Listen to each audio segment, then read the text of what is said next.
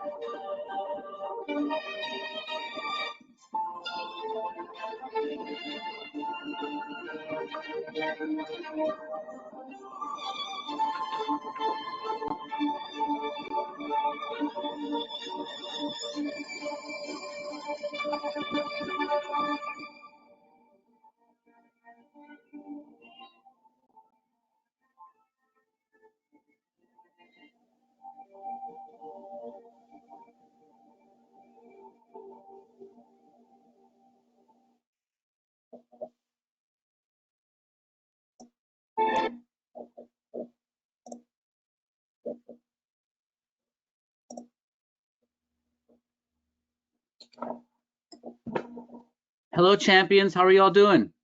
Good. All right, welcome.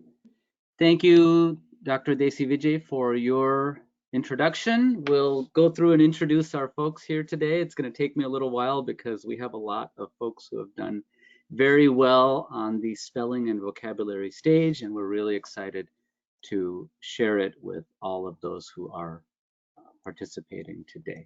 So we will go last with our head coach. We'll start with the others. So Jairam Hatwar, please raise your hand so everybody can see who you are in the little tiles. Jairam is a former champion, co-champion in the 2016 Scripps National Spelling Bee. Since then, Jairam has given back to the spelling community by co-authoring a preparatory book for upcoming spellers entitled Words from the Champs, and by becoming a volunteer coach for the North-South Foundation. If you were to take a bio of all of these folks, you would find that they do a bunch of other things also. Jairam is no exception. He competes in golf, table tennis, and plays the saxophone. Nesa Modi, where are you? Nesa, runner-up of the 2018 Scripps National Spelling Bee, 5-time qualifier. She is now, besides spelling, she is one of the online contest leaders for the North-South Foundation. She loves Taekwondo and is currently a brown belt level 3. Sriniket Vogoti, hello. He has conversational fluency in 4 languages. He's a 2-time Scripps National Spelling Bee Championship finalist and placed 2nd in the North-South Foundation Intermediate Vocabulary Bee in 2016. He's not just in the language arts, he's been a volunteer coach for North-South Foundation in senior science and has placed as a finalist in multiple championships in multiple fields. Ananya, there she is. One of the youngest champions of the Scripps National Spelling Bee, Ananya was crowned champion of the California State Spelling Bee for 4 consecutive years. Also into science, she participated in the National Science Bowl twice. Her team ranked in the top 16, and she's giving back to her middle school, coaching the middle school Science Bowl team and the school spelling bee team, and is also a varsity debater. Navneet Murali. Navneet, 2-time championship finalist at the Scripps National Spelling Bee. He won the 2019 North-South Foundation Senior Spelling Bee and the 2018 North-South Foundation Intermediate Vocabulary Bee. He volunteers as a coach for our spelling and vocabulary programs. Shrutika. There you go, Shrutika Padi is a 2019 Scripps National Spelling Bee co-champion. She's a sophomore in high school who plays field hockey, runs track, and sings. Nihar Jenga. Nihar is a 2016 Scripps Spelling Bee champion and a 2019 National Geography Bee champion. Beyond spelling and geography, he is interested and involved in rowing, serving in his local community, and learning neuroscience. Sravant Malla. Sravant placed 6th at the Scripps National Spelling Bee in 2018, placed 5th at the North-South Foundation Finals in 2016, and is also a Math Kangaroo International finalist.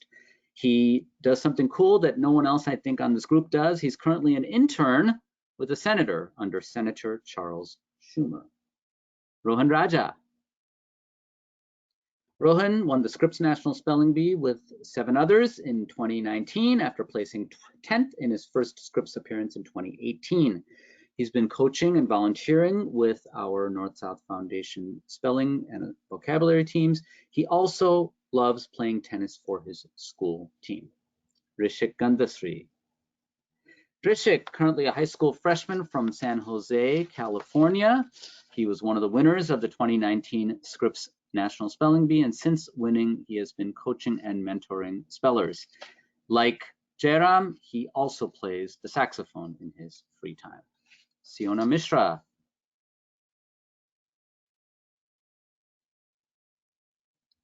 Siona, there you are. Raise your hand if you can. There you are, great. 2-time Scripps National finalist, her highest rank being 9th. Since 2017, she's been coaching students in spelling and competition math. Her students have qualified for the Scripps finals and have placed highly, with one being a champion. She's a captain of the Science Olympiad team since 9th grade. She's qualified for AIME 3 times and is a US ABO semi-finalist. We've got a couple more. Do we have Sneha with us today? I think she's not able to join, and then Karthik, I think also. Narayana, did I get everybody? I think I did. Yes, Dr. Balu, you did. All right, so the brains behind all of this, Narayana Jenga, is the head coach of this august group, also the North-South Austin chapter director. He's worked on building the North-South coaching program ground up since the last several years, and has been recruiting and mentoring the youth leads of the Spelling Bee program. He works as a software engineer at IBM Austin. Like me, he is a Spelling Bee dad, and not like me, a father of a champion. So he knows what this journey is like. So we'll go ahead and jump right in. See if we can get some questions going here. Yeah, so if anybody has a question, please put it in the questions window so we can answer. I don't see anything coming so far, Dr. Balu, but I'm sure these champions will have their experiences and some other wisdom to share with the audience. So maybe you can start going around and then ask them for their. I know that Ananya, among others, right, has less time with us, right? So maybe Ananya, you can start by sharing 3 pearls of wisdom that you would like our audience to be able to hear. Yes, one pearl of wisdom is that spelling isn't just about the order of the letters, it's the meanings and the stories that really help and that stay with you even after you're done with spelling. And another pearl can be that it's also the other skills that you learn, like being calm and handling pressure. And it's really helped me with impromptu speaking because I can stay calm and know what I'm going to say because I'm not worried about people watching. And one last pearl can be that it's not the outcome that matters. You should always try to learn from your mistakes and focus on what you gained rather than what you lost. Very good. All right, we have a really good question, which I'll expand a little bit. So the question is, how do you keep motivated when you lose in your school or local spelling bee? And we'll do a round robin. I'll call on each of you and we'll go around. In the meantime, right, if you want to answer what to do, right, when you lose in your school or local bee, that's fine, but you can certainly expand it, right, to any episodes, right, where it didn't go as well as you had hoped. So we'll start with Sriniket, and then we'll go around the room. Go ahead, Sriniket. Sure. So it definitely can be disappointing to lose in your local bee. One thing that I would say is as long as you put in the effort and did the best you can, there's nothing to be ashamed of. There's no reason to beat yourself up over it. From personal experience, I can say that in 6th grade, I got 2nd place in my school spelling bee. And then the next year, I got 7th place nationally. So one thing, remember that that's not the metric you should judge yourself by. And second, remember that even if you lose on that scale, there's still opportunity to move forward and still go on. That's not the end of it.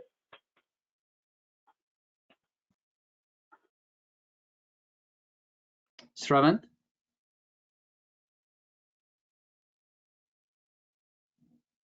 Yep. So one thing that I noticed about losing, I personally have lost at the school's spelling bee level before.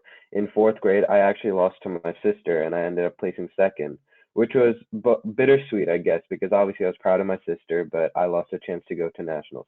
So one thing I definitely recommend is analyze what exactly you messed up at. Was it that you just didn't know how to spell the word, or was it a simple mistake that if you had taken your time to just analyze more, you could have probably gotten it right?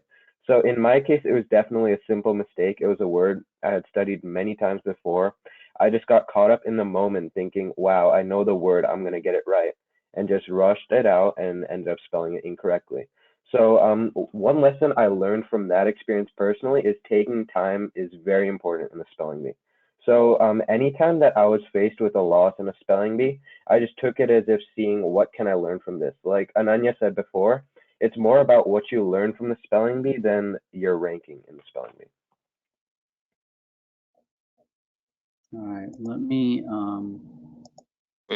We have a couple more questions coming, Dr. Balu. Yeah, Unless I you want to to get the answer though to this question from. I'm trying to see, right, who's actually who went, right? Nesa, you went, 5 times, right? So after the first, 3 times, what motivated you to, to keep trying? Because obviously you love this stuff and you're spending a lot of energy contributing, right? So I would love for you to answer this question also.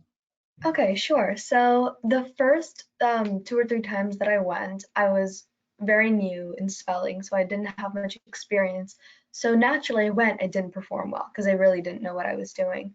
And just seeing the way people reacted to that. So people obviously naturally reacted to that by ranking me low in their like ranks of like best spellers, or like I wasn't regarded to be good. So then instead of taking that as like as a disappointment or that like I couldn't be good, I decided to take the like pretty famous advice that revenge, like the best revenge is success. So instead of confronting them about it, I decided to work and like channel that anger into working harder and making myself better by proving them wrong and proving the people who thought that I couldn't do good, and by showing them that I could. Very good. Little known fact, the year that I won the National Spelling Bee, I did not win my school spelling bee that year. We were going back and forth, two of us, so fast, and Sravant mentioned this, right? I just kind of lost focus, and I came second in my school spelling bee that year, and that was after I had won the previous 3 years, and I was devastated. But I'm here to tell you that it can work out after that, even when that happens. Question about vocabulary. How do you study for vocabulary? Let's go to Sriniket and then Navneet before we go to the next question. So that's a great question. So the way that you study for vocabulary is, first of all, just there are several resources that can help you. I would check out Word Power Made Easy by Lewis. I think it's on the NSF website, but that's a good starting off point. But the main thing is that unlike spelling, list studying is not going to help you as much for vocabulary. So what you need to do is you need to study roots, prefixes, suffixes, and then stories. So one thing that we tried to do when we were developing the vocabulary course for NSF, the coaching program, is make sure that everyone recognizes the context behind each word. Like if you have the word critic, for instance, that's a vocabulary word that tends to come up. It means luxurious or pleasurable, something like that. That's the general meaning. And if you just memorize that, you forget it. Because one thing about, cut me off if this answer runs long, but one thing about vocabulary is that, and competition in general, is that you will forget things on stage. It's inevitable. Even if you are the best speller or best vocabulary competitor, you will forget things on stage. For spelling, how you account for that is by studying the roots and patterns, trying to drill it in your best you can. For vocabulary, how you get that is by studying the story behind it. All right, yeah. So if you know all that context, and if you are able to tell the whole story behind it, it's a lot more impactful in your memory, and you're a lot less likely to forget it. The idea is study not just entire lists of vocabulary words, but study the stories behind those. Okay, very good. Navneet, can you answer as well, please? Yeah, as Sriniket said, the main thing about learning vocabulary is not just memorizing lists. It's actually understanding why words mean what they mean. And even though this isn't true for a lot of words, the words that do have stories behind them, it would be extremely helpful to learn the stories behind words, because it's not sensible to just memorize the definitions of all the words that you see. That's just not going to work out in the long term. So whenever applicable, I would suggest learning either the story behind words or, if that's not possible, the roots that make up words. Okay, very good. Thank you. Narayana, you want to take the next one, or you want me to keep going? Yeah, keep going, Dr. Balu. I'm answering on the chat. So. All right, sounds good. All right, so this next one is, I'm going to ask Nihar first. So this question is, did you ever feel you didn't want to continue doing this anymore, whether it's the spelling bee, and in your case, perhaps the geography bee would be more applicable, right? So you are welcome to answer in either context. Did you ever feel you just didn't want to keep doing this anymore? I mean, there were definitely moments where I got frustrated and like thought that I didn't want to do it anymore, especially at the points where I realized, like, when I was first studying, and then I realized how like I really had to study. So originally I did like do rote memorizing, but then like it was just like not fun, and I like at that was like my first moment when I didn't want to do it, but I still wanted to do the spelling bee. I just didn't want to rote memorize, because like it's not special to like spelling to do that. And then that was one of the moments where I didn't want to do it, but I realized that like understanding the roots, learning the story behind it is like the most effective way, like fun way of doing the spelling bee. And then after that, there were obviously some like moments where I got frustrated, like after I lost the Houston regional bee, I thought like I could never do it because it was just really hard. But in the end, like I would always take breaks when I got frustrated like that. Like I wouldn't study spelling for like a weekend or something, because it's really important to take breaks, because if you keep doing something like continuously, eventually you will get wore down. But yeah, so I would take a break, and then like I would kind of miss spelling after a while, because it was just like a really fun thing for me to do, and then I would just get back to it. And yeah, and then the same can be said about GOB, pretty much the same thing. So it's just kind of like, other than like that initial phase of like where you're rote memorizing and then it's just not fun, so you don't want to do it. The main things were just when I got frustrated, I would just take a break, but then I would end up missing it, so I just went back. But yeah. Very good. Thank you very much. Srutika, you want to answer? Did you ever feel like you didn't want to continue doing this anymore? Especially you went to Scripps 4 times, right? So I know that your journey was at least 4 years long, if not longer, probably longer. Yeah, the simple answer is yes. There were definitely times where I felt like I was disappointed, and I didn't want to do it, but the biggest advice I can give you to stay motivated is remember why you started spelling in the first place. And the reason that I kept going is because I remembered like that I love spelling, and that's really what kept me going. So like definitely, as Nihar said, take breaks. Think about what you love about spelling and think about why you started spelling. Is the biggest advice I can give. So there has to be, I'm hearing all of you say, right, there has to be intrinsic motivation. It can't all come from somewhere else. You can start with somebody else, but at some point it's got to be something you love to do, and you have to really get into it for the subject itself, not for the outcome. All right, this is for some of our relative upperclassmen. So I will ask this next question. We'll start with Siona. So this is, based on your life so far, how does spending so much time in preparing for spelling bee and competing help in the future, whether it's career or profession? And then after we get 2 answers, Narayana, you and I might have to answer, since we're actually actively in professions right now. Fiona? Yeah, so I think that one of the most important ways that preparing for spelling bees has really helped me is kind of developing a good work ethic and knowing how to pace myself. Because I, like Trivia said, would have gotten burned out if I hadn't known when to take breaks, how to deal with being on stage and speaking.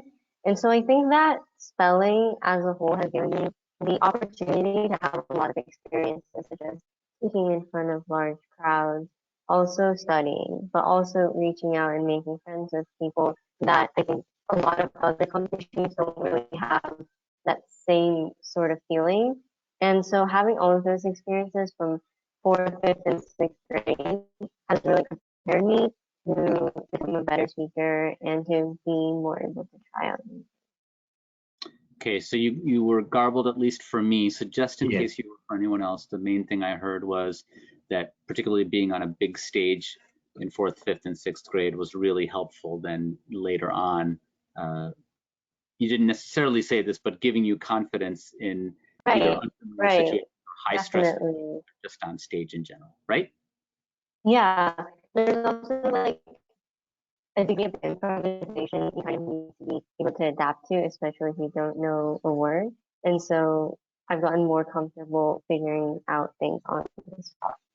Yeah, calm under pressure, right, in an unfamiliar situation. Great. Yeah.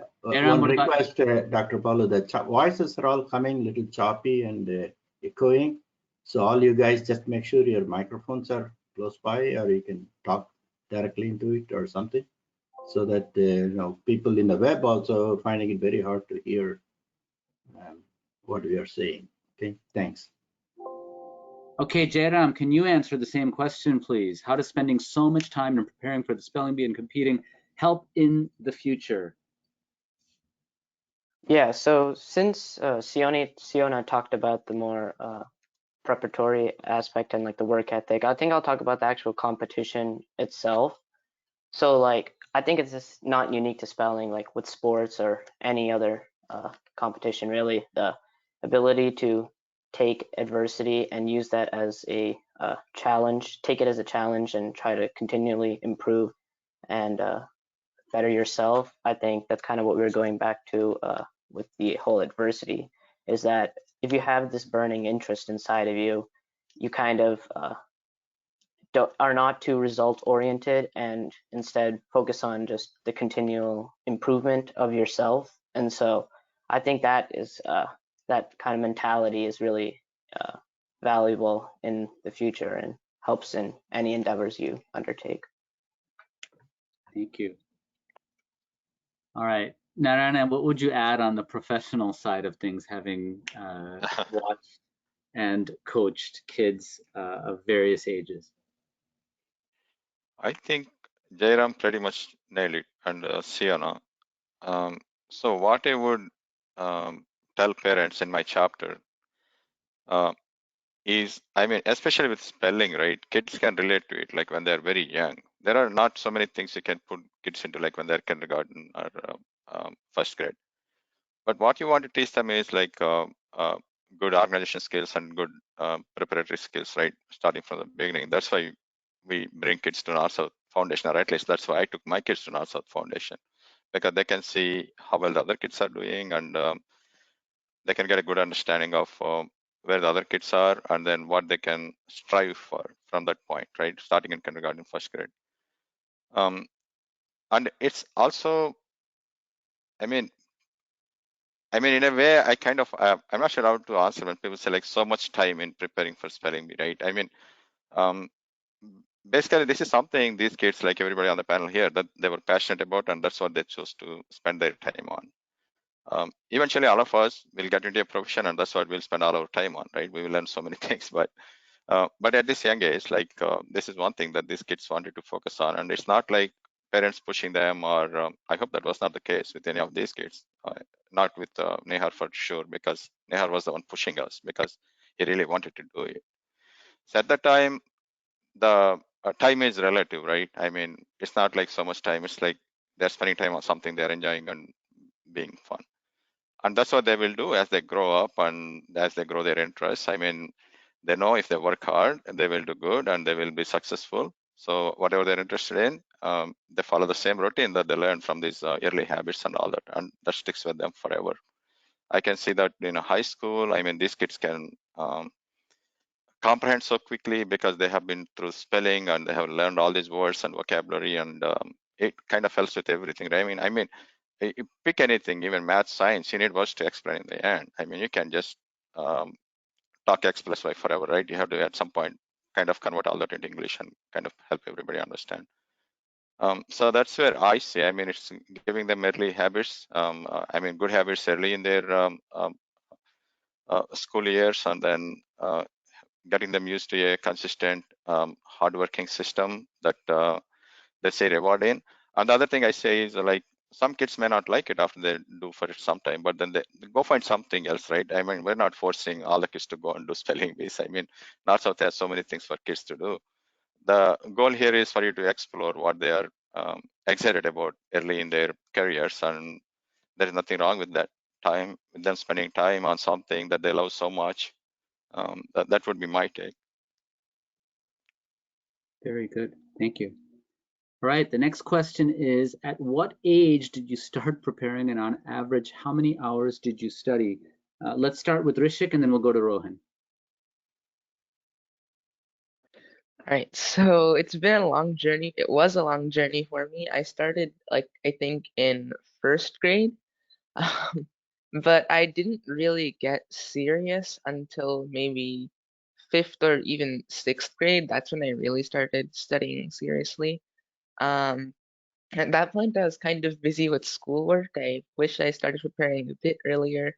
But yeah, I just basically put in time whenever I could, and yeah, that would be yeah, if I could just put it in, then I would. I don't really can't really quantify it since it was really random at points.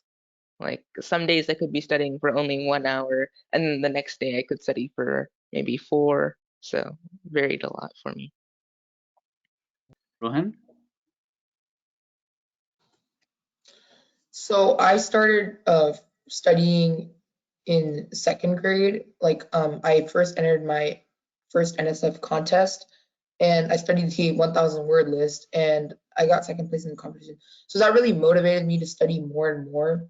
So slowly over the years, like as I got into 3rd, 4th, and 5th grade, I slowly increased the amount of studying. So like it went from more closer to 1 hour a day to 2 hours a day. And then once I hit 6th grade, I started really seriously preparing, because that's when I was studying for the national spelling bee. So I started a bit closer to like 3 hours on weekdays and more like 8 to 10 hours on weekends. And that's the kind of serious preparation you need, and eventually that preparation will guide you to winning and doing well in national competitions. Okay, very good. Dr. Go ahead. Balu, maybe we can bundle all these questions, like they are coming up, like what resources do you use? How do you differ homonyms? How do you prepare like big lists of words? How do you memorize these? And all this stuff. Maybe kids can touch upon. Maybe we can take Sure. 3 of the 4 of these questions in one shot, right? And then kind of give them an idea on how they prepare, how they prepared with all these voluminous amounts of words that the panelists had to prepare, and how did they sort out all this stuff? How did they organize it? That will be helpful, I think. Sounds good. We'll start with Ananya.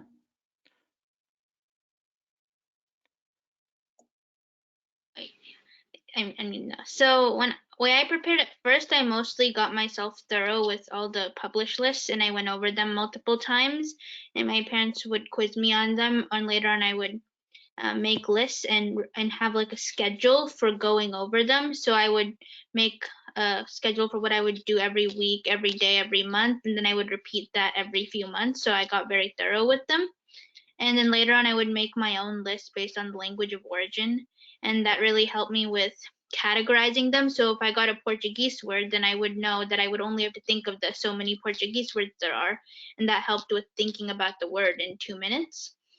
So that's how I mostly prepared, because it was gave me like a discipline for thinking about words on the stage and constantly reviewing.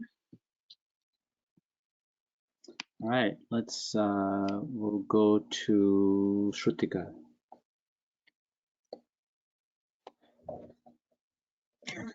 Yeah, I'd say my process was about the same. I would recommend definitely like studying specifically for North South.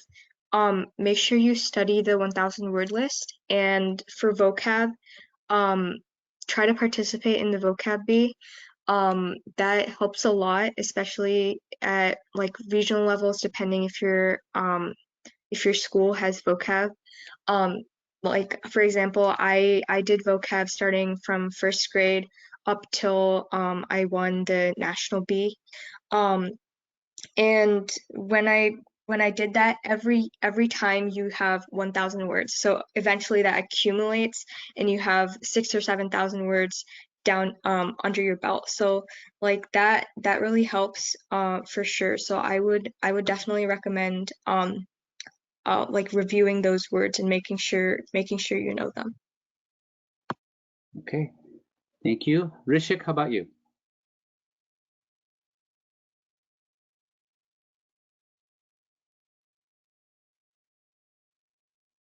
Rishik, we cannot hear you. Yeah, could you repeat the question one more time?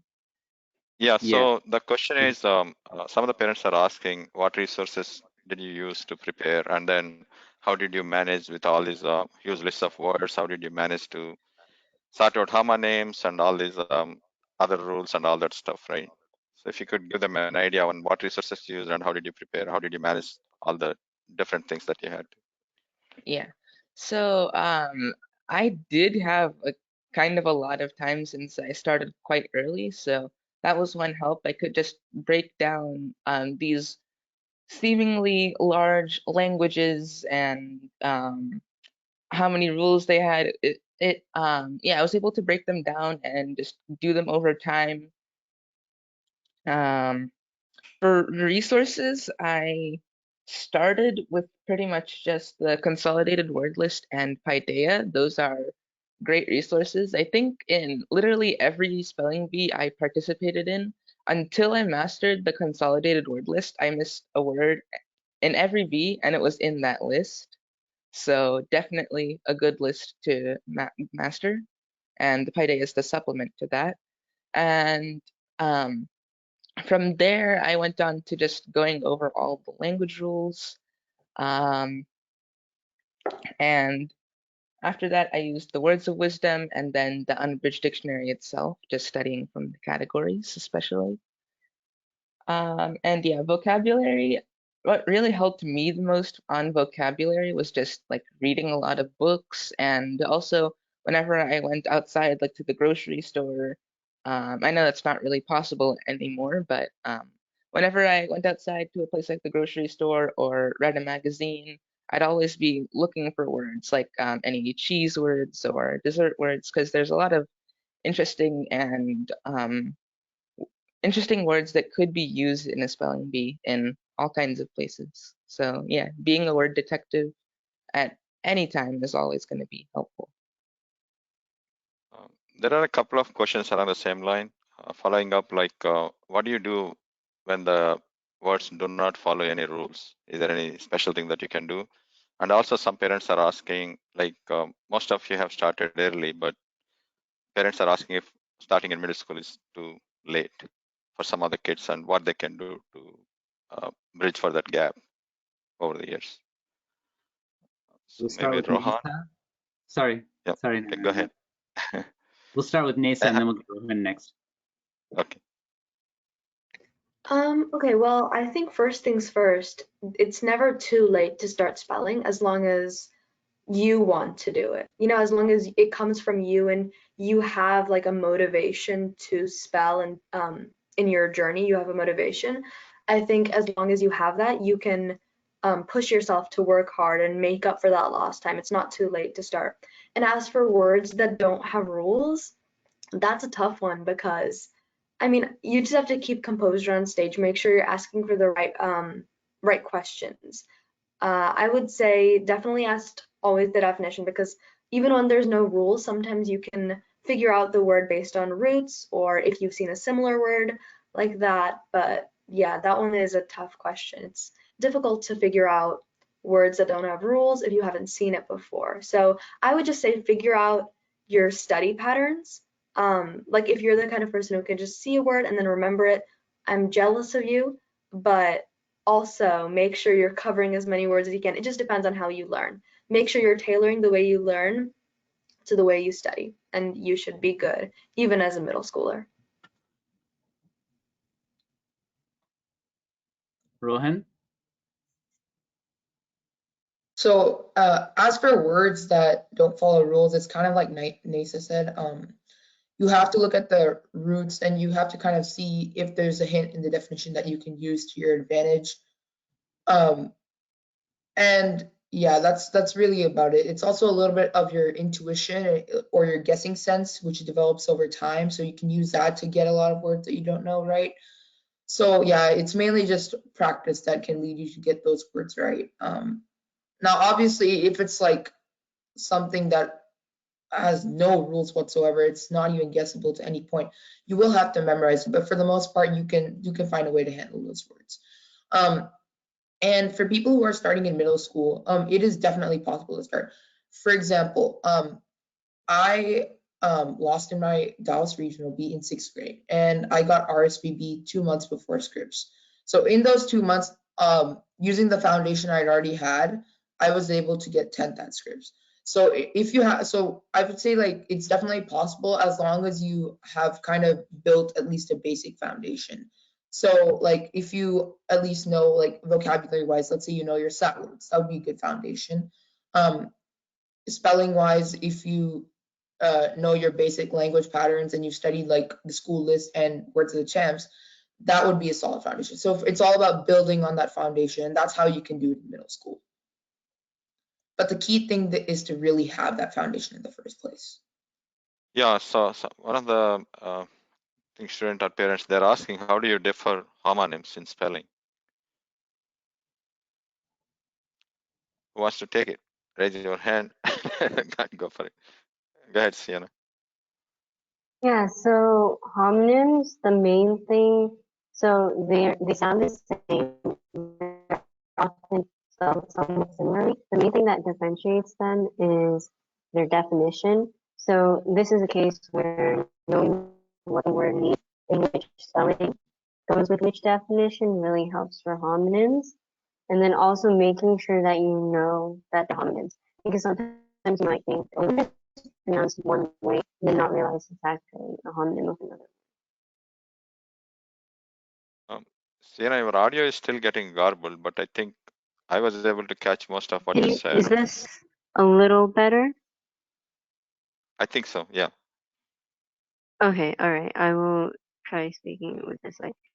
So, homonym, basically, the main thing that differentiates homonyms is their definition. They can sometimes have similar origins, they have the same pronunciation. But to know the different homonyms, you just need to know which spelling goes with which definition.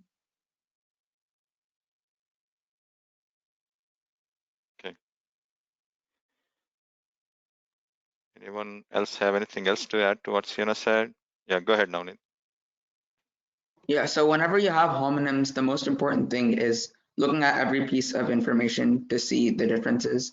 Sometimes for the easier homonyms, only the definition is different, and that's easy to distinguish if they have completely different definitions. But many times you have homonyms that have very similar pieces of information, and that's when you'd have to be a little bit more specific in terms of looking for the piece of distinguishing information.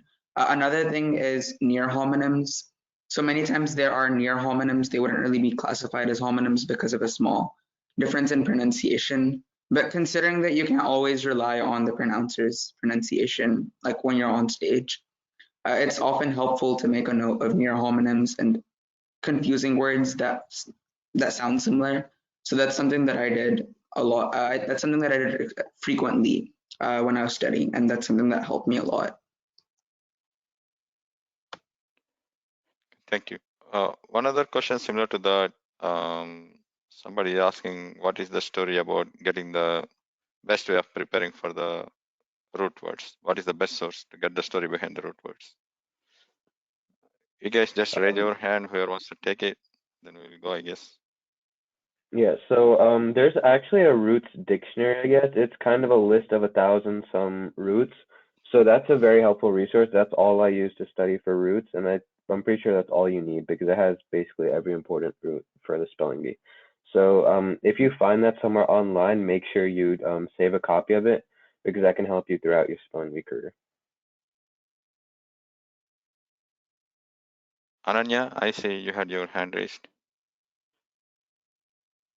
So for roots, the root dictionary, I did study a little bit, but what I did more often was if I came across a root that I didn't know, I would look up all the other words with that root and then make a list of it so that I could categorize it and also look up all the spellings of that root and then remember the words that had the uncommon spelling so I could know all the words with the common spelling, and that really helped me because making the list helped drill it into my brain a lot better and make me think about it a lot better quickly on stage.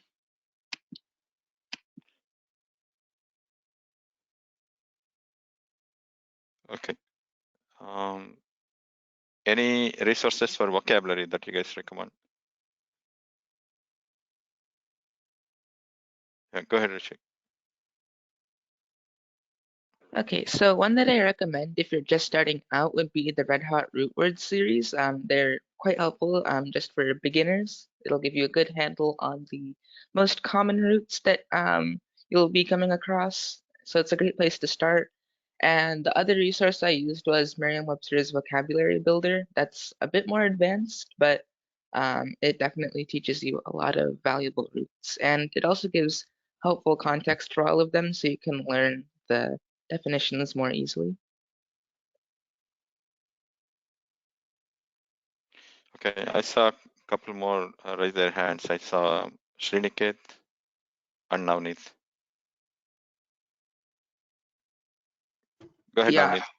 Yeah, so one main thing that I used for vocabulary that I don't think was mentioned was just reading the news a lot. Many times in the headlines and also within articles, I found a lot of great vocabulary words. Like roughly last year, for example, when Trump got impeached for the first time, the word quid pro quo was a word that appeared a lot in the news because that was a pretty good description of what happened that time. And then around last month, the word insurrection spiked in the dictionary. That's a word that, if you read the news, you'd have probably seen. So reading the news was something that I found extremely helpful. Also, categorizing words in terms of vocabulary. Many times, just learning words and their definitions isn't the most helpful idea, or isn't the most helpful strategy. And sometimes I used to categorize words that had the same definitions, and I used to study those words together. That's something that I found helpful as well. Sriniket, I saw you had your hand raised as well. Do you have anything else to Yeah, add? so all that is, yes, so all of that is certainly good advice. So as far as the resources go, I mentioned I got a props here. Word Power Made Easy by Norman Lewis is good.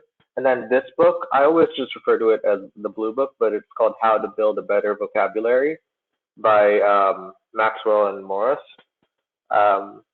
Those two are good resources. And Words of Wisdom, it's mostly for spelling, but it has good list for vocabulary as well. That's in terms of resources.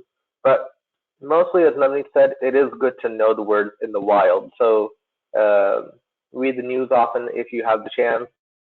Most of it is available online. You can get a subscription to New York Times so that you don't have the paywall. That even just free, you can have a lot of good resources. It's good to just TV shows and note down any words that come there. Phineas's verb is a good source that I bring up a lot when I'm discussing it in the vocabulary classes, but that has a lot of good words that you can jot down. I'm sure a lot of other shows do as well. So try to find those wild if you can, and that will help you remember very clearly. If not, the resources that I mentioned are good as well.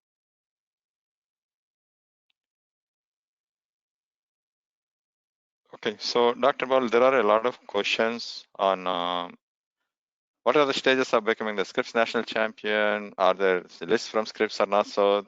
And also, my child is in 4th grade, they're starting, and then they want to know how the competitions work, how many rounds are there? Are they under the senior category? So it looks like a lot of questions on the competitions, how we organize them, and then how Scripps and not so are related, and if we have the same list, different lists, and also Yeah, what are the stages for them?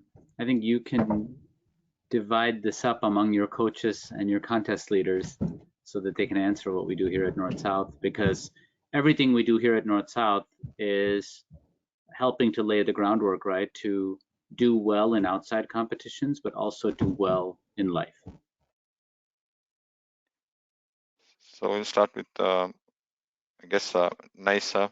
So basically, if you have to give an advice to parents, right, how to use North-South lists and the Scripps lists, and like how they can progress from getting started to a journey to the Scripps finals. And then if you can kind of explain how our competitions work. Okay, sure. So unfortunately, I know it would make it easier, but unfortunately the lists are different. NSF isn't affiliated with Scripps in terms of lists and such. I know it would make it easier, but unfortunately that is not the case. As for how it helps, I would say NSF, like how you perform in NSF, isn't an indicator of how you'll do at Scripps, but it is a wonderful place to get experience, and really it is a very great competition. So, and it's very legitimate. So I think by participating in NSF, you're getting really valuable experience. Maybe you have a problem with stage fright. So by going on stage at NSF, you're tackling that problem so that maybe when you go to Scripps, you won't have that problem. It just depends. And as for how competitions work, depends on which competition. So usually in NSF, the way it works is there's like phase 1, which is a written test. There's about, I think, almost 50-50, but one is more than the other. a few on the list in the 1,000 word list, and then there's more that are off of the list. And then we have a phase 2, which is all in the list, 4 to 6 words, 4 to 6 rounds usually, and those are just to give you points, and then based on that you can qualify to phase 3, which is just a straight spell down. So that's how the competition itself works, and then there's regionals and nationals, so just depends on the competition really, but the general format is the same. Anyway, I definitely recommend doing NSFBs because I think they are quite helpful in just the spelling bee experience as a whole. I do want to add one thing to that. Our data actually reveals that kids who have stayed with us, so if they start really early, but if a child stays with North-South Foundation for 8 years, in other words, if they start early, those that have been with us for 8 or 9 years have ranked in the top 10 in the national final spelling bee. Like, that is another thing I wanted to say. I kind of forgot, my bad. But a big difference between Scripps and NSF is that NSF has a lot more opportunities for younger kids, and so it's a lot easier to do better in a competition because the competition is built for younger kids. We have the junior spelling bee, so I think, especially if your child is younger and you want them to start earlier, NSF is a great place where they can get experience without feeling too overwhelmed because the competition is made for them. It's not like a first grader participating in Scripps where 8th graders can participate as well. It's just the guidelines are for younger kids specifically. So definitely a great place for that as well. Okay. I think NISA pretty much answered the question, so we can move on to the next question probably. Okay, there are some questions about how it is different preparing for spelling and vocabulary. And one parent or student is even asking, should I prepare for spelling or vocabulary? And they're in the 5th grade.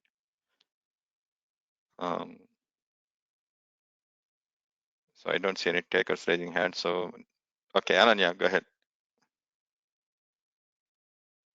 I think that the best way to study is to study both spelling and vocabulary because they're highly interconnected, because it's easier to remember the spelling of a word through its definition and through the origin and through the stories behind the words. So if you remember both of those, then if you hear the definition on stage, it's a lot easier to have the letters come to mind, and then remembering the spelling also enhances your memory of the definition for vocabulary. So intertwining them and studying roots to help you determine the spelling and the meaning help with both aspects and make you get better language skills overall. Okay. Anyone else have anything else to add to that? Yeah, I think that, like Ananya said, studying them at the same time definitely helps. But also, I'd suggest if you think that you're better at one or the other, it really helps to like personalize it. Because I know that some people have an easier time remembering words from like myths or stories because they've read more of those. So kind of identifying what you're good at and what you're not as good at is really helpful to tailoring how you want to prepare. Thanks, Sienna.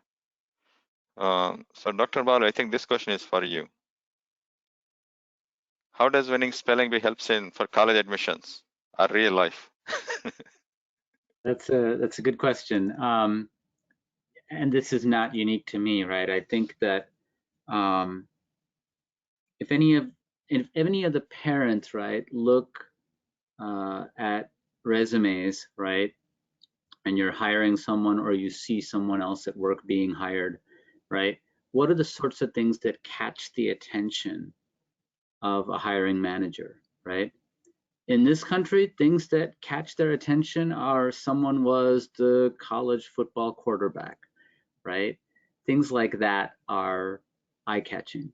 But placing as a finalist at Scripps or winning definitely catches attention. And It's really wild. 35, 36 years later, I don't say a word about it, but somebody on a Zoom call will inherently say a word about it, even now. And so it automatically provides some credibility later on. So that's kind of at the front door of an interaction, at the front door of a job. For college admissions, for me, it definitely helped. Back then, ESPN was 2 years old, so nobody really noticed, but it still made a difference. And now, of course, it's much, much bigger than it was in the mid 80s. I think the other thing that doing well in any of these competitions, right, whether it is geography, math, spelling, you know, placing well or winning, immediately sends a message that this is somebody who's intelligent, but probably more importantly, that this is somebody who works hard and sticks with something for a long time, right? It speaks to grit. And that's something that colleges are looking for. That is something that hiring managers are looking for. That is something that entrepreneurs are looking for. That's from an external perspective. From an internal perspective, it gives you confidence and it gives you the latitude to demand excellence. So what do I mean by that? I am responsible as a physician. One of my roles is I'm chief medical officer of a hospice. What that means is we take care of dying patients every day. We take care of dying patients in 27 states every day, 7,000 people and their families. We get one chance to do it right. We don't want people to die in pain. We want them to die comfortably. We want the memory of their families to be a good one. That means that I have to motivate 4,000 staff to do it right. And nobody can look at me and say, well, how do you know? It's hard to do. What would you do? You know, you're expecting all these high standards. Would you deliver on those high standards? The answer is yes, right? And winning the National Spelling Bee just gives me that right out of the gate, right? Because I'm committed to excellence.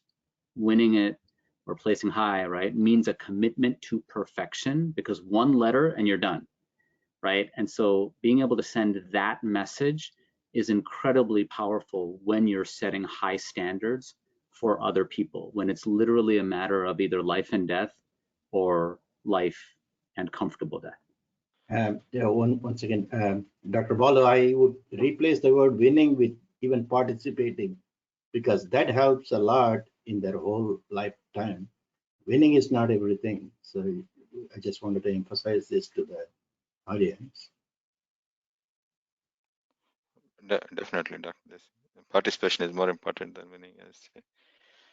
Okay, so this will be for Nihar and Jairam, our coaching leads. And these questions are asking, is there a way to have all the information at one place, like the etymology, definition, part of speech, because it's really difficult to go online and search for the information for every single word.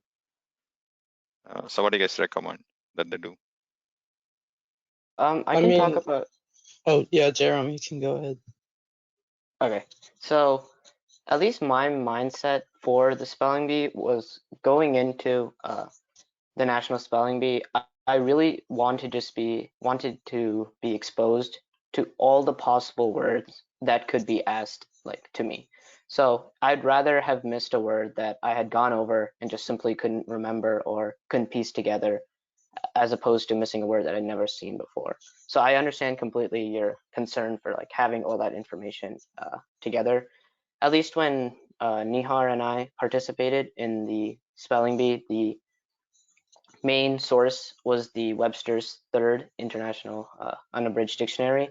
So what I would literally just do is just flip through pages of that dictionary. I think I have gone through that entire dictionary a few times, three or four times probably, and I'd simply either highlight or write them down on a piece of paper, and just every time just keep on accumulating new words and making my list larger and larger, kind of how we were talking about with NSF is a great starting point, where they give you this 1,000 word list, and then that helps you, as Nesa was saying, starting from the beginning, you go through NSF, then progress towards these bigger lists that the Scripps provides, such as the consolidated word list.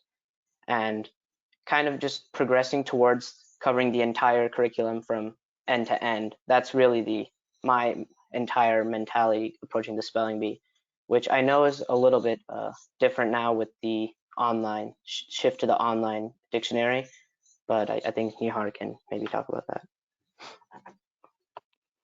Yeah, I mainly use the online dictionary towards the end. I actually use that strategy because Jaron recommended it to me when I competed in the NSF senior spelling bee, I think the summer before we won. And then, so like I would usually take like 30 minutes out of my day to just flip through the dictionary and see any words that I didn't know. And obviously there were a lot of them, but it was just, you know, fun to do that. And like the thing about having one area where you just have all the information, like personally, I think it's more fun to kind of navigate through and find words that you don't know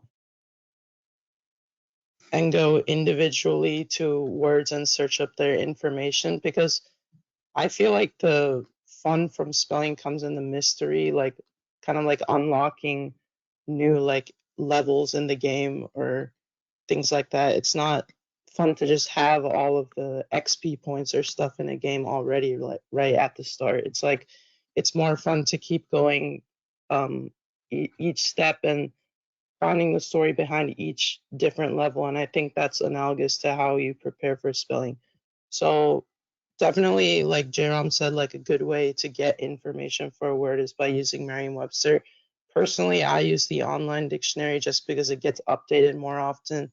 But the book is definitely a good way, like because of how many words there are, it doesn't really make too much of a difference. The other thing with the online dictionary, though, is that you can use advanced search if you want to search for specific patterns or definitions or things like that. So if you wanted all the words corresponding to a certain type of category or an etymology, then you could do that. But yeah, that's pretty much what I have to say. Thank you, Nihar. Thank you, Jairam. And the next question keeps coming up, so I think it's worth addressing it one more time. And this parent probably joined a little bit later, or the student. The question is, hi, I'm a third grade student, and this is the first time I'm participating in vocabulary. I want to know, how do you memorize all these words? So it's the same question that keeps coming up, but I think more advice will be better for the kids. So anybody wants to take that question? Otherwise, we'll start tagging, I guess. Go ahead, nice. So I think it's most important not to go in with the intention of memorizing as many words as you can, just because the sheer amount of words that you would have to memorize is just too many. I mean, if you can, well, okay, you know what, let's not even go there. It's not the healthy way to do it. The healthy way to remember words, especially vocab words, like you said, would be to, this has been said over and over in this call, but it is the best answer. It's that just learn the story behind the word. If you just try to learn the definition of the word itself, then, I mean, you can do that for like 100 words, 200 words, but then with the sheer amount of words that you would have to learn, but just through memorization, it's not practical. It's important to learn the story behind the word or connect some type of mnemonic or like some memory technique to the word so that it's more accessible. And also something that helped for me personally, it might not help for everyone, but for me personally, what helped is you like thinking of the word in a sentence. And this is for vocab, not for spelling, but thinking of the word in a sentence. I know that whenever like scripts would give lists, they would usually have sentences, and I still like to this day remember like most of those sentences just because they were memorable. So if you think of the word in a sentence, not only does it give you context as to how it could be used, like negative correlation, positive correlation, stuff like that, but it'll also, it's more likely to stick with you than just the definition. So that's something that worked for me. But overall, don't go in with the intention to memorize, go in with the intention to learn, because memorization wears off, but learning sticks with you for much longer. Yeah, thanks, nice. Shravan, the next question is for you because you mentioned the Roots Dictionary. somebody's asking if it is the Merriam-Webster roots and combining forms. That's the one good for studying roots. Yeah, that's definitely good research. So it's just going to be a list of the roots and their definitions, which might be hard to memorize because it's just gonna look like every other word list. So I think, like Ananya mentioned, it's probably a good idea to make a list of words that have those roots and then study those so you can analyze a pattern with those words. And also another thing which I used is Quizlet. I made Quizlets out of the roots based on the letters and categories. So let's say the root has something to do with an animal. I would like make a Quizlet of all the animal roots and put those in one place. That way, anytime I saw the root, I would remember, hey, that was in my animals Quizlet, so this word probably has something to do with an animal. So that's something which you can do to make learning from that dictionary easier, because as of right now, I'm pretty sure it's just a list of roots with their definitions, which might be hard to study after a while. So find creative ways to study them, and like I mentioned, my personal way of studying them was using Quizlets. Dr. Balu, the next question is for you again. How can we get a coach? I guess I can talk about it too after you, but Yeah, I mean, the head coach is asking me. That's kind of a funny thing.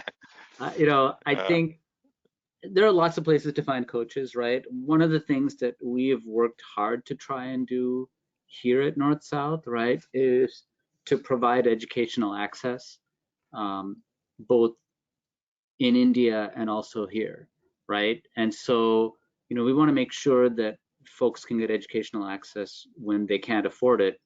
And then for those who can afford it, we want to make it affordable, right? And so you look at the folks that we've gathered here, they all teach for North South.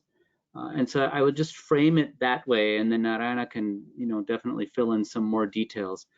There are plenty of coaches out there, right? Some of these folks also do private coaching, but we're of the belief that until you get to a certain level, for the basics, you probably don't need private coaching. You can definitely get some group coaching, and then that should inspire you to do quite a bit on your own until you get to a certain stage where you need the much more expensive private coaching, which North South is also in the process of actively exploring. So for more details, Narayana, please proceed. Yeah, so there are multiple ways that you can actually get involved with North South, right? So kind of there is a webinar that's coming up. I'm still trying to get nice data on. I have to confirm the timings, but that will give you an overall understanding of how to prepare for the spelling bees. It's going to be a 2.5 hour session, and they will go from end to end, like the entire journey for the 8 years, how you need to plan and all that stuff. They're not going to teach any words or anything, but they will give you an overall idea of what it will take from going from step 0 to all the way to the finals and even possibly winning it. And one thing I want to keep in other parents to keep in their mind on the students is our goal is to make you better every year. Our goal is not, it's very hard to win the championship, but I think the journey should continue as long as the student is getting better and enjoying more and more and understanding things. That's the only mark that I would set for any child in my coaching or with North South. That's the route we are going to take, right? As long as we make the student better and make them enjoy the journey more, that's all matters to me. The result is does not matter to me unless they stop enjoying it. I would tell them to continue and then taking the joy of just learning, going through the journey and learning these things. So that's our main focus. So this webinar will really focus on that and then kind of help you understand how they need to build their stamina, how they need to cope with losses and all that stuff. So it will be actually a good one for parents to dial in. We have not set a time for it. I think it's very nominal cost for $30 for 2.5 hours from 3 champions. I think that's very well worth spending the money. And also we have coaching classes that Praveen Goli organizes in the fall.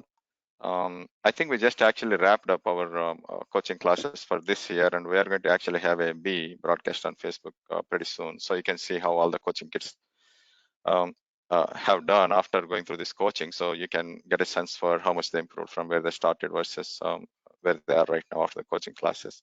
There are already some YouTube videos that are shared, I think, with the parents from our previous coaching classes and the base that we conducted. So you can also watch those to get an idea. So those are like, we charge about $200, I think, for a 12-week class. And the people that you are seeing here, the pros, one of these pros is going to teach you, your kid, in those classes. So you can't ask for any better coaches than that. So we have that. And also I want to make sure you guys understand, right? You have opportunities outside as well from North-South. So you can go explore, you can Google, and then if you find something that you think is very suitable for your, one thing we do not do in North-South yet is one-on-one coaching, but if you're a parent that's looking for that expensive thing right now, we really do not have anything to offer you. So you can go look outside. There are people that do it. And then whoever you're comfortable with, you can go and do it, right? So there are a lot of places to get the coaches. So hopefully that answer gave you an idea of what you want to do with your child. If you have enough time, I would say kind of start at home, like Dr. Balu is saying, and then depending on how much you want to spend, North-South is a very cheap place to get a very excellent experience. They're not going to be gaining any more if they spend a lot more money than that during their early learning stages anyway. But once they are up to some stage, and then if you need really more, then you may want to go explore one-on-one coaching. Yeah. Okay. There are a few more questions. I think we are getting almost to the end of it. I think we have about 15 minutes, so let's try to go fast. Some of these questions are not related to spelling, so I'm going to save them for the end. And Daisy, I think we actually only have about 7 minutes, right? Because we saved the last 10 for kind of wrapping things up. Right. Yeah. Okay. So let's.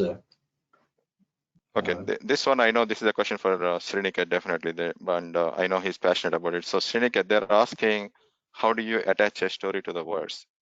Are they in the books, or we have to come up with it?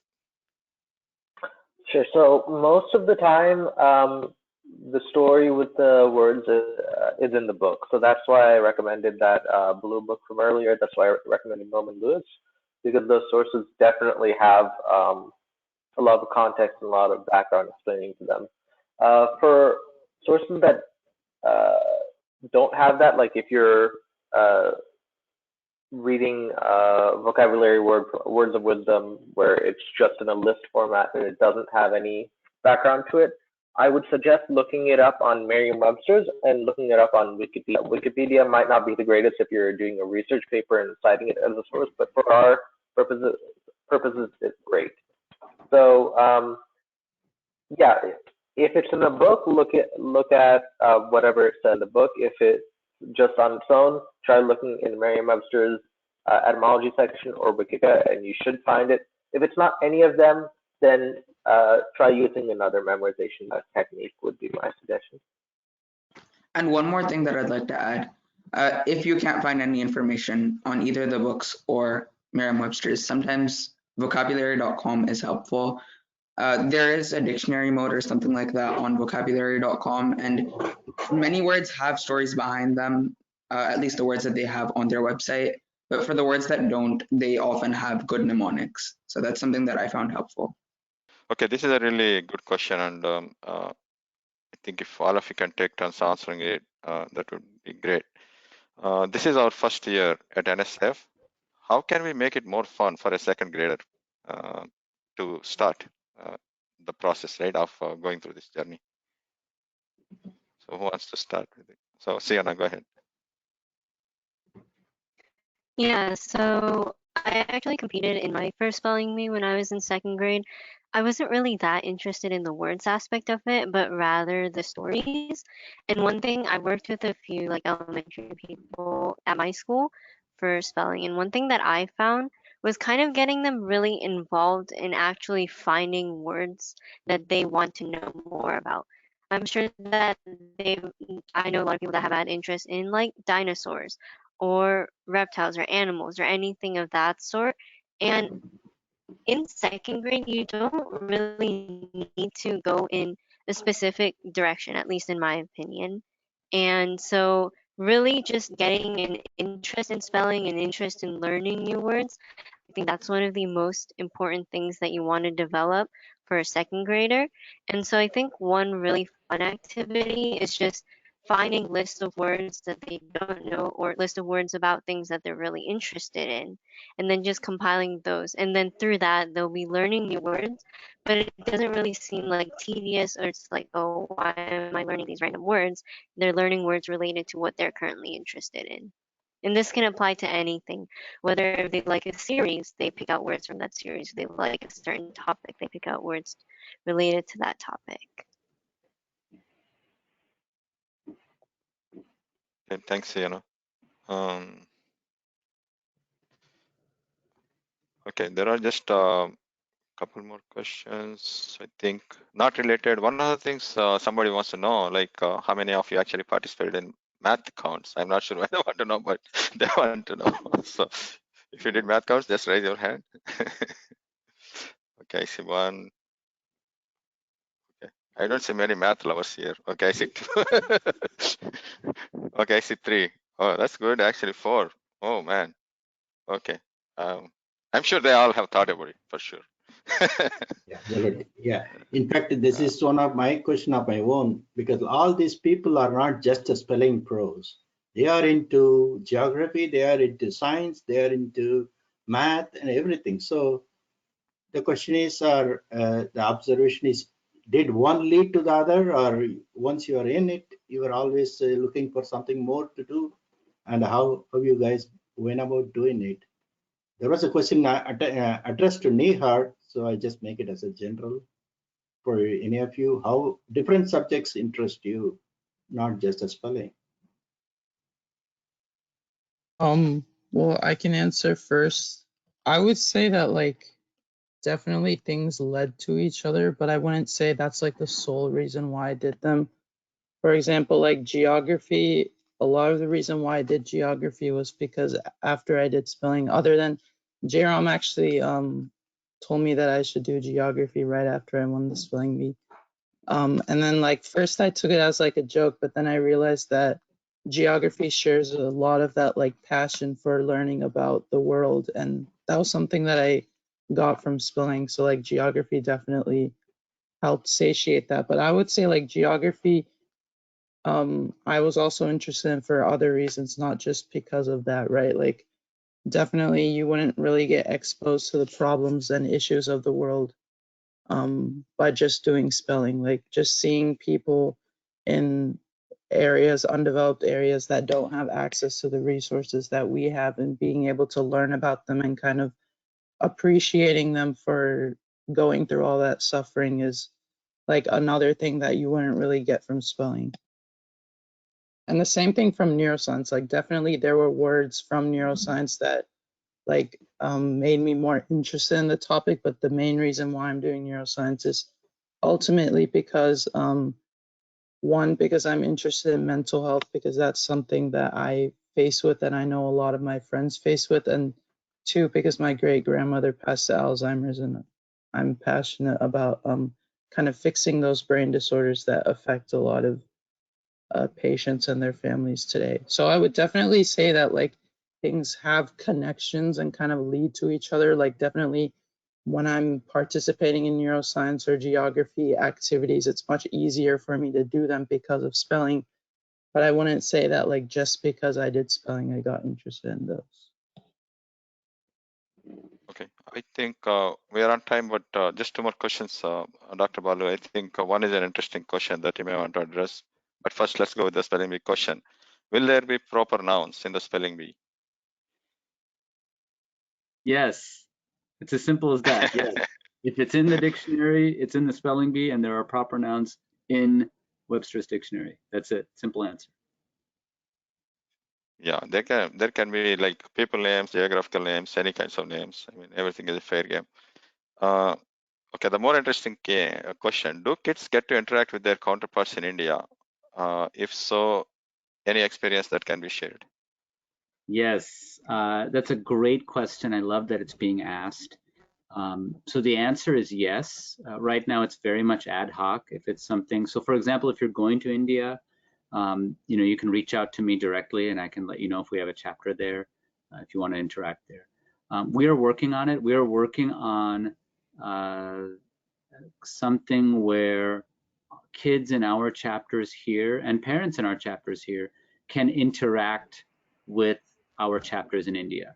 In fact, this Tuesday night, I have a follow-up meeting to help make that happen. So we will keep you posted, but that is definitely, we're rooted, the foundation is rooted in excellence, education, and empathy, and everything that we do actually translates into scholarships. It translates into scholarships in India. It translates into devices here for poor children who couldn't get remote school because they didn't have a device to study on. And we have distributed over 1,000 across Title I schools here in the United States. So we want to make sure that you all get to see the people that are positively impacted. And so the short answer is yes, we will get a chance to interact with them more consistently and formally. But if there is a desire for it, we would love to help make that happen. And I'm going to ask that Desi connect me individually with this person who is asking the question, because it's a very deep question and it's something where I'd love to follow up with you individually. Yeah, yes, I can do that to you. I think we should conclude our questions, and then Dr. Balu, you can so this before we wrap up, I just want to make sure, right, a couple of things that really stood out to me. They do want to get a list of resources. Right. So if we have a mailing list for the parents, so they're especially interested in the books that Shravant is talking about and Sriniket is talking about. Okay, I just want to let what I was going to request to all the panel members, that if you are talking about any specific links in the websites or any specific books you recommend, please send an email to me. I will attach that, or I will mention that in a follow-up mail. We will be sending it tomorrow to all the participants or the audiences. So please do it today so that we can have this disseminated to all the people. Okay. Thank you. Yeah, thanks. It's all yours now. Thank you. Dr. Balu.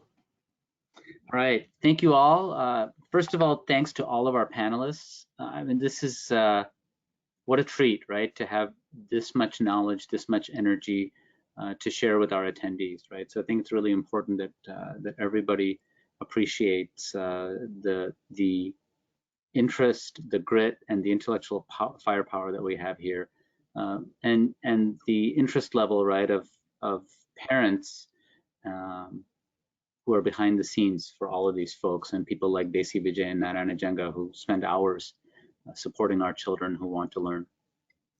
I want to point out several things that I heard that perhaps if you weren't paying close attention, you might not have noticed some really powerful things. We heard Nihar a couple of times say, Jairam said, or Jairam helped me. I want our parents and our kids to take notice of that. Nihar and Jairam were competitors at the time that these conversations were happening, and they got to hoist a trophy together. Jairam did not take the approach of, he's my competitor, I'm not going to share information with him. And we've seen so many of these students do exactly that. I've seen Nesa on stage live give hugs to other participants when they were eliminated at the National Spelling Bee, and she's not the only one. So the friendly rivalry where it is competition and yet there is love and support for one another it can't be overstated. It's really powerful, and I hope that our parents picked up on that nuance, because it's something that's very important that we need to teach all of our children. We heard from others, I believe Rishik in particular used the phrase word detective, right? And so a lot of parents were asking, how do I get my kid to do this? Or how do we get them to make it fun, et cetera, et cetera? How do we get them interested? You know, I can't get you to solve a mystery if you don't want to solve it. If I ask you to go find something in the house and you don't want to find it, you're never going to find it. You have to want to find it. Similarly, right, we can lay the groundwork, we can create a spark, but our children are not going to learn something unless they choose to want to do it. We can only light the spark. A teacher cannot work harder than a student. A doctor cannot work harder than a patient. And as a parent, you can't work harder than your kid at a kid's success. The kid has to want to do it. We have to lay the groundwork, and then they have to be excited about it. We have to make it interesting, but they have to get excited about it. Colin Powell said, do what you love. And I would expand that to say, either do what you love or choose to love what you do. So figure out something really interesting, right, in the thing that you're engaging in, and help your kids figure out something really interesting about it and have fun together. You have fun as a family in learning, and that will outlast everything else. And you'll have an amazing relationship with your children as well. And the last thing I would say before I share some slides quickly is Desi talked about not just winning opening doors, but participating. And I would just expand that a little bit to participating in anything with interest and effort will always open doors. And that is a story that we've been able to observe and tell over and over and over again across thousands of students and families and volunteers for the last 30 years. I'm going to share some slides very quickly. All right, so I just want to remind everyone, right? These are marathons, these are not sprints. So educational and academic success, they're a marathon, not a sprint. And this is a wonderful sketch that is written or put together by Shreya, who is a student in New Jersey and is a volunteer. And she says that life and education is a marathon, particularly here at North-South. And you can get training through our prep clubs and coaching, and you can do practice runs where we do various activities, including contests. You can have workshops, and then you've got official contests, right, that serve as our marathon. And what you're doing is really competing against yourself to see where you stand. And when you're done, you get your medal, and then you go through the whole cycle again. And then if you keep doing that, what you do is wind up raising your own bar and doing your personal best. If you want to be a success, we've got here a picture of Kavya Shivashankar, who's on our board, the 2009 Scripps champion. It takes practice, and our workshops are open, and our online regional contests are open. They're a good measuring stick for how you are doing, and you can see the website link at the bottom there. You can find it on our website at northsouth.org. I want to thank everyone for coming, and I'll turn it back over to Desi for any final housekeeping comments. Yes. Thank you, Dr. Balu. Thank you, all the pros, for your time and the patience in explaining things. We are thankful to you, not only because you are pros, but you continue to contribute to North-South Foundation in various aspects and various levels to improve the status of us, as well as encourage the youngsters to follow your footsteps. Thank you, Dr. Balu Natarajan and Narayan Jenga, for moderating the session and make it more interesting and involved for everybody. We thank you for all of you for attending this webinar. The housekeeping comment will be, we are going to have another Meet the Pro type webinar in 2 weeks on this, February 21st. It's going to be on Geography B. And please, I will be sending you the details of who is participating and all the links. Please register, attend, and support all the pros. And then we can learn or encourage the youngsters in your family to participate in the contest, coming contest. We'll be sending you a link with this recorded version of this specific webinar, and also some of the links the pros will send me about the resources. We will be sending it to you tomorrow. Watch for our emails. Thank you for all your support, and thank you everybody for all your time and efforts, and we will see you again next webinar session. Hey, Desi, I want to just say thanks to all the panelists today. They have all completed one circle and they're starting to give back. Thank you so much. Appreciate it. Exactly. Yes. And yeah, they show the empathy for the next youngsters. So we are raising a good generation. Hey, Dr. Krishnan, these are going to be our leaders. So be careful. They'll come after you. Yes. Thank you. Have a good one, everybody. Thank you, guys. Thank you, everybody. Thank you. See you next time.